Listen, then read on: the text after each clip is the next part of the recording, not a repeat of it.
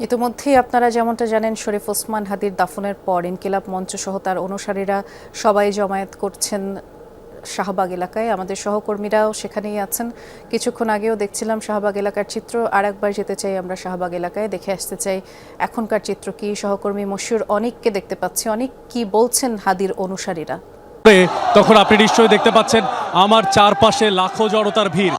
তারা সবাই ওসমান হাদির যে মৃত্যু, যে হত্যা, সে হত্যার প্রতিবাদ জানানোর জন্য, এবং ঠিক এখান থেকে কয়েকশো গজ দূরের যদি আমরা যাই তাহলে বিদ্রোহী কবি কাজী নজরুল ইসলামের যেই কবর, তার পাশে সমাধিত করা হচ্ছে ওসমান হাদিকে, এবং সেখানে শেষ বিদায় দেওয়ার জন্য ওসমান হাদির মরদেহকে এখানে তারা উপস্থিত হয়েছেন। নানা ধরনের স্লোগান আমরা শুনতে পাচ্ছি।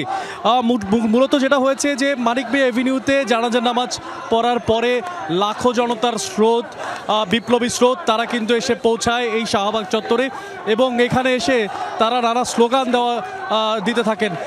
নতুন ব্লেন্ডে আরো রিচ অ্যারোমায় সেলন ফ্যামিলি ব্লেন্ড টে।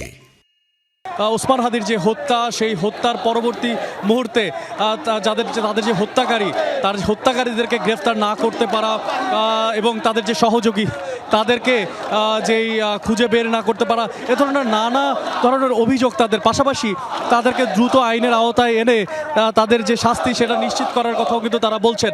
আমি একটু জানাতে চাই বৃষ্টি, যে এই মুহূর্তে শাহবাগের যে প্রান্তে আমরা দাঁড়িয়ে আছি, সেই প্রান্তে আসলে লাখো জনতার ঢেউ।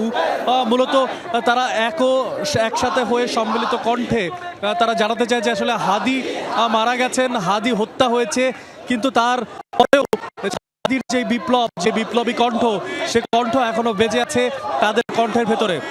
কয়েকজনের সাথে কথা বলার চেষ্টা করেছিলাম, তাদের কাছে জানতে চেয়েছিলাম যে তারা কোথা থেকে এসেছেন। তাদের মধ্যে আমরা বেশ কয়েকজনকে পেয়েছি যারা কিনা ঢাকার বাইরে থেকে ওসমান হাদির যে নামাজের জানাজা তা পড়া, এবং পাশাপাশি তাদের যে ভালোবাসা এবং সে ভালোবাসা শেষ বিদায় দেওয়ার জন্য এইখানে উপস্থিত হয়েছেন।